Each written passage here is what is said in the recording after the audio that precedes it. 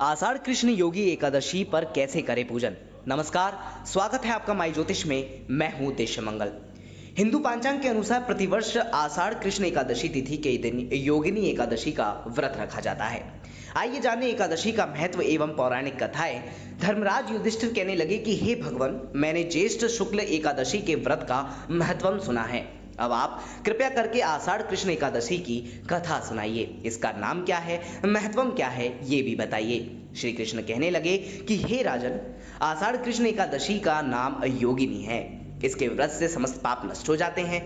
ये इस लोक में भोग और परलोक में मुक्ति देने वाली है। ये कि तीनों लोकों में प्रसिद्ध है। मैं तुमसे पुराणों में वर्णन की हुई कथा कहता हूँ, ध्यान पूर्वक सुनो। स्वर्गधाम की अलकापुरी नामक नगरी में कुबेर नाम का एक राजा रहता था। वो शिव भक्त था और प्रतिदिन शिव की पूजा किया करता था। हेम नाम का माली पूजन के लिए उसके यहाँ फूल लाया करता था। हेम की विशालाक्षी नाम की एक सुंदर स्त्री थी। एक दिन वह मानसरोवर से पुष्प तो ले आया, लेकिन कामासक्त होने के कारण वो अपनी स्त्री से हास्य विनोद तथा रमण करने लगा। इधर राजा उसकी दोपहर तक राह देखता रहा। अंत में राजा कुबेर ने सेवकों को आज्ञा दी कि तुम लोग जाकर माली के ना आने का कारण पता करो, क्योंकि वो अभी तक पुष्प लेकर नहीं आया। सेवकों ने कहा कि महाराज, वह पापी अधिकामी है, अपनी स्त्री के साथ हास्य विनोद और रमण कर रहा होगा। ये सुनकर कुबेर ने क्रोधित होकर उसे बुलाया। हेममाली राजा के भय से कांपता हुआ उपस्थित हुआ। राजा कुबेर ने क्रोध में आकर कहा कि अरे पापी, नीच, कामी, तूने मेरे परम पूजनीय ईश्वरों के ईश्वर श्री शिवजी महाराज का अनादर किया है। इसलिए मैं तुझे शाप देता हूं कि तू स्त्री का वियोग सहेगा और मृत्यु लोक में जाकर कोढ़ी होगा। कुबेर के शाप से हेममाली का स्वर्ग में पतन हो गया और वह उसी क्षण पृथ्वी पर गिर गया। भूतल पर आते ही उसके शरीर में श्वेत कोढ़ हो गया। उसकी स्त्री भी उसी समय अंतर्ध्यान हो गई।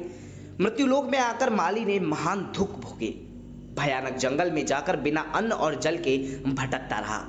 रात्रि को निद्रा भी नहीं आती थी, परंतु शिवजी की पूजा के प्रभाव से उसको पिछले जन्म की स्मृति का ज्ञान अवश्य रहा। घूमते घूमते एक दिन वह मार्कंडेय ऋषि के आश्रम में पहुंच गया, जो ब्रह्मा जी के वृद्ध थे और जिनका आश्रम ब्रह्मा जी के सभा के समान लगता था। हेममाली वहां जाकर उनके पैरों में पड़ गया। उसे देखकर मार्कंडेय ऋषि बोले कि तुमने ऐसा कौन सा पाप किया है जिसके प्रभाव से ये हालत हो गई। हेममाली ने सारा वृत्तांत कह सुनाया।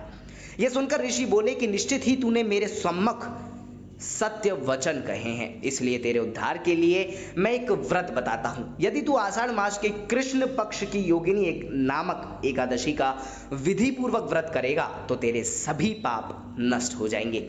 ये सुनकर हेममाली ने अत्यंत प्रसन्न होकर मुनि को साष्टांग प्रणाम किया। मुनि ने उसे स्नेह के साथ उठाया। हेममाली ने मुनि के कथनानुसार विधि पूर्वक योगिनी एकादशी का व्रत किया। इस व्रत के प्रभाव से अपने पुराने स्वरूप में आकर वो अपनी स्त्री के साथ सुखपूर्वक रहने लगा। भगवान कृष्ण ने कहा कि हे राजन, ये योगिनी एकादशी का व्रत 88,000 ब्राह्मणों को भोजन कराने के बराबर फल देता है। इसके व्रत से समस्त पाप दूर हो जाते हैं और अंत में स्वर्ग प्राप्त होता है।